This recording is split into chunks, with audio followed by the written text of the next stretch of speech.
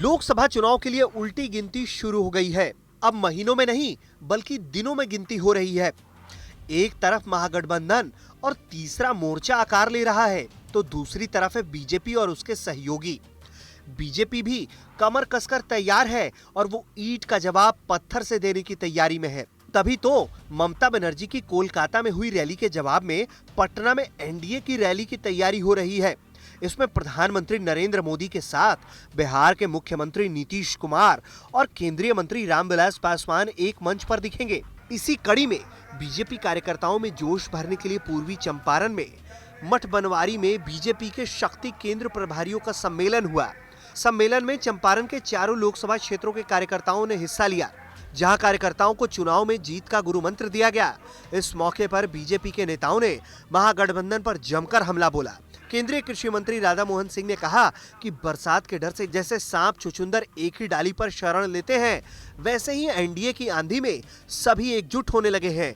इनके सामने सिर्फ एक ही बात है, नरेंद्र मोदी को हराना। बात भी नहीं करना चाहते थे, आज इकट्ठा हो रहे हैं। जब बाढ़ आती है तो देखते होंगे सांप और बिच्छू एक ही डाल पर शरण लेने के लिए जाते हैं। तीन होगा समाप्ति का लक्षण है, इकट्ठे हो रहे हैं। लेकिन विशाल कार्यकर्ताओं का एक फौज, उनके द्वारा जो चुनौतियां खड़ी की जा रही है, उसका हम जवाब भी देंगे और विजय भी प्राप्त करेंगे।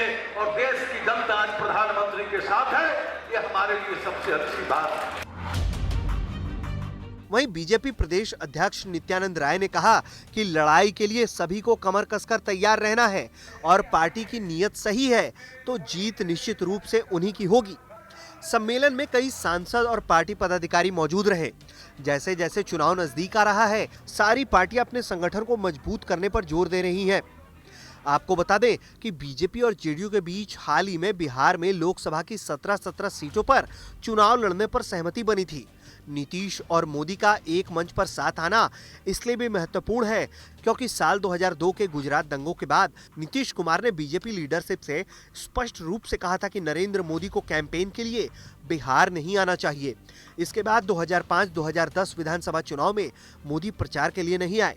मोदी 2009 के लोकसभा चुनाव में प्रचार करने भी बिहार नहीं गए थे।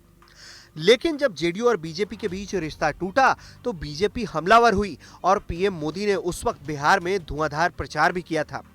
ऐसे में अब फिर से ये वक्त आ गया है कि जब सभी दलों को चुनाव में लौटना है और उन्हें दोबारा सत्ता में काबिज होना है।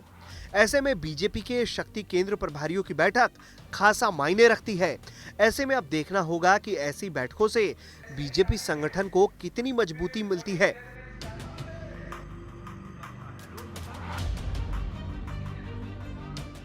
मोतिहारी से सचिन कुमार, बिहार तक।